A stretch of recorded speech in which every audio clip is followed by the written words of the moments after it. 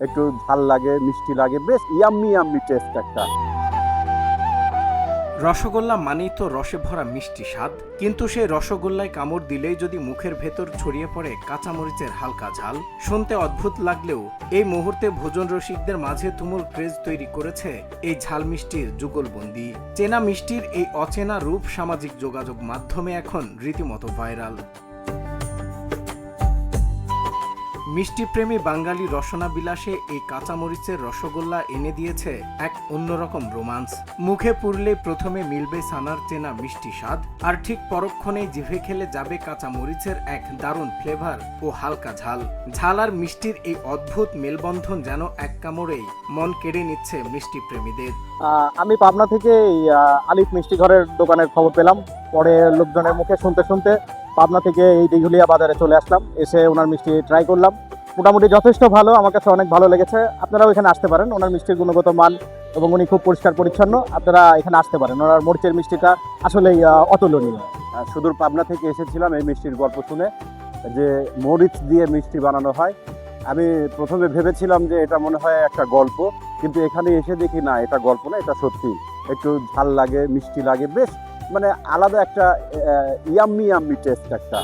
রসগোল্লায় ঝালের এই অসম্ভবকে সম্ভব করেছেন পাবনার ফরিদপুর উপজেলার দিঘুলিয়া বয়াতি মোড়ের আলিফ হোটেল অ্যান্ড রেস্টুরেন্টের স্বত্বাধিকারী শাহিন আলম। ছানার সঙ্গে কাঁচা মরিচের পেস্ট মিশিয়ে তৈরি এই সবুজ মিষ্টির প্রতি পিস বিক্রি হচ্ছে 30 থেকে 50 টাকায়, আর কেজি 500 থেকে 600 টাকা।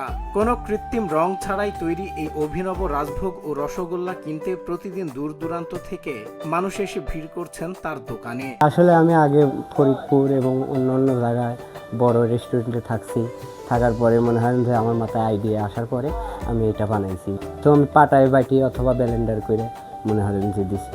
তো মাশাআল্লাহ আসতেছে অনেক লোকজন, আপনাদের ভালোবাসায়, আপনাদের দোয়ায়। মিষ্টি খেতে আসা ক্রেতারা বলেন রসগোল্লাটা একটু ঝাল আবার মিষ্টিও আছে, দুটোই খুব সহনীয় ও চমৎকার। দোকানের স্বত্বাধিকারী শাহিন আলম জানান, মানুষ সবসময় নতুন কিছু খোঁজে। নিজের আইডিয়া থেকেই এই কাঁচামরিচের মিষ্টি বানিয়েছি এবং মানুষের তুমুল সাড়া পাচ্ছি। এখন নতুন মিষ্টি বাই করছে কাঁচামরিচের মিষ্টি, এটাও খুব সুস্বাদু। ইনশাল্লাহ আমরা খালি খুব সুস্বাদ পাই, গ্রামের আশেপাশে এবং অন্য গ্রামের লোকে এসে খাচ্ছে। মিহি কাঁচামরিচ আর সানার এই যুগলবন্দি প্রমাণ করলো চেনা খাবারেও সামান্য সৃজনশীলতা আনলে তৈরি করা যায় দারুণ এক ম্যাজিক। ঐতিহ্যবাহী রসগোল্লার এই ঝাল মিষ্টির ফিউশন কি আমাদের আগামী দিনের বাজারে নতুন কোনো ট্রেন্ড তৈরি করতে পারবে?